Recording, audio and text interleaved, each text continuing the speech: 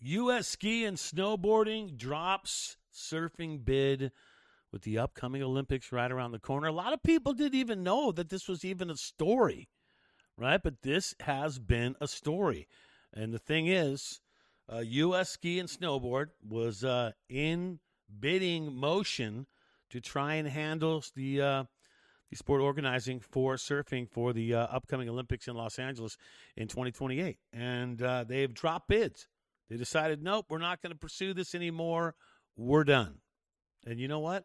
I don't blame them for being done. Let's talk about the story, though. It is a big story. A lot of people did not know about it, but U.S. Ski and Snowboarding was going to try to be a governing body for surfing, for USA Surfing. They were going to try to do this and run it because, look, honestly, U.S. Ski and Snowboard has done this for so many years. They are pretty much on it, and they run a very tight ship. And you look at surfing being, of course, put in the Olympics in Tokyo. I was doing the TV commentating for the women's side of that. And you know what? That was the first time that it made it to the Olympics. So if you look at it, and you look at it logically, you start going, well, wait a minute. Would it really be such a bad thing if U.S. Ski and Snowboarding ran surfing? Would it be the sport organizer, just running it for the Olympics? The governing body? Could they be the governing body? Is that something that just does not sit well with people? As somebody who has worked for U.S. Ski and Snowboarding for many years as a contractor, and also has worked for ISA Surfing, USA Surfing, Olympic Surfing, Olympic Snowboarding, I've done all of them. I think that this would have been good for surfing, having U.S. Ski and Snowboard doing it. But it's too late. They're done. They've pulled out. They're not going to do it. USA Surfing was not happy with them being involved in the beginning. USA Surfing was completely 100% against it. They weren't going to talk about it. They weren't going to entertain anything. USA Surfing wanted no part of U.S. Ski and Snowboarding. So U.S. Ski and Snowboard drops the surfing bid. Let's break down the story. Here it is right here. U.S. Ski and Snowboard announced it will no longer take part in the U.S. Olympic and Paralympic Committee's open process to identify a national governing body for surfing. The federation confirmed the decision in a statement released on Thursday, noting that the organization entered the process without enthusiasm, without conviction, about the ability to support American surfers. The federation emphasized that its experience running the Olympics and the Paralympic sports, combined with a person-athlete first framework, this is positioned to continue meaningful structure and resources to a sport that's still rebuilding its governance. And that's the thing. They don't have a solid governing body. USA Surfing was not compliant in some of the things they were supposed to do, so that's why this even happened in the first place. That's why they were a viable option. That's why people were looking at them and going, well, maybe U.S. Ski and Snowboard could do this. They could be the governing body, right? But what is the reason, Brad J? What is the reason for their withdrawal? This is according to skirace.com, put this out. The press release basically said this. And they did what they could. The press release, U.S. Ski and Snowboard, a significant time exploring the USOPC's request for proposals and received interest from athletes, commercial partners. However, the statement cited a lack of cooperation from USA Surfing, the former NGB that wants to be the new NGB that relinquished its status in 2021 after failing to meet USOPC compliant standards. So that's it. So they didn't meet the standards. That is why it became open. That's why people were looking at it. Do you hear me? This is why it was even being entertained in the first place, because they weren't compliant with USOPC. That's the truth. You cannot make that up. Something you'd like to make up is this lower part, what they said. According to the release, U.S. Ski and Snowboard reached out multiple times over the past 18 months seeking a conversation and collaboration with USA Surfing.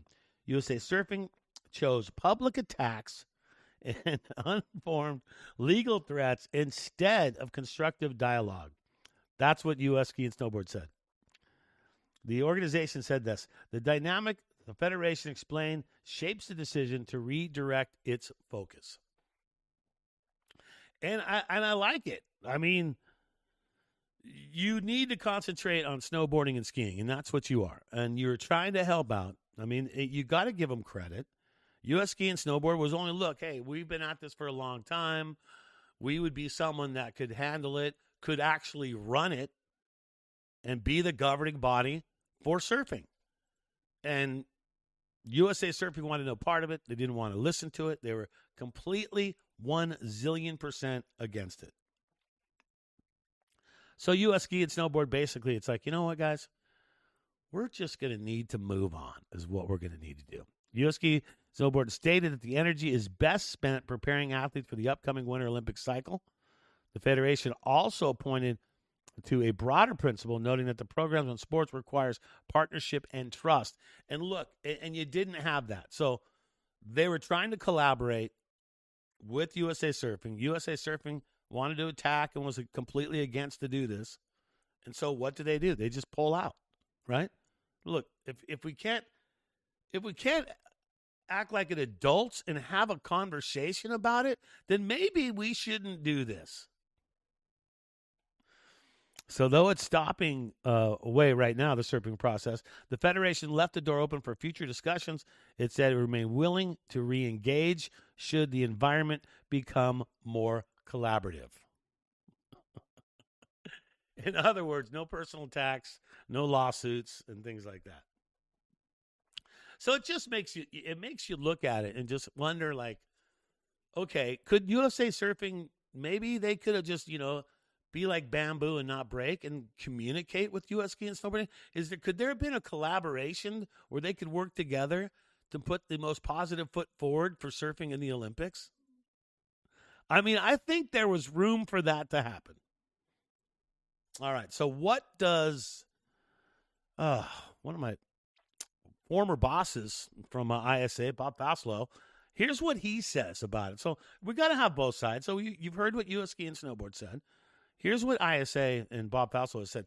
The ISA does not intend to entertain applications for membership from organizations that do not comply with the Olympic Charter nor represent the interest of our sport in the USA. Well, I mean, who was not complying? This is kind of funny. It's like, no, you did it. That clarity matters and should guide decision-making. Without ISA recognition, there is no Olympic legitimacy, and without stewardship of the sport, there is now no pathway for surfers. So that's what Bob said about it. So it's like ISA, USA Surfing playing together, having each other's back. But look, and I feel like the outcast here was just US Ski and Snowboard tried to come in and help and collaborate, and basically like, when a dog wets on the floor and they take a rolled up piece of paper and slap them on the nose, kind of like that, right? But it shouldn't have been that way. Can't we all just get along, right? Can't we get along and just put the best foot forward for surfing, put the best foot forward for snowboarding and skiing, which is already being done by US Ski and Snowboard. So there you go. That's the story right there. Like it. We'll keep you updated if anything changes on that and who eventually will be the governing body. Will it be USA Surfing for LA 2028? Well, it's looking like that's going to be the way it goes.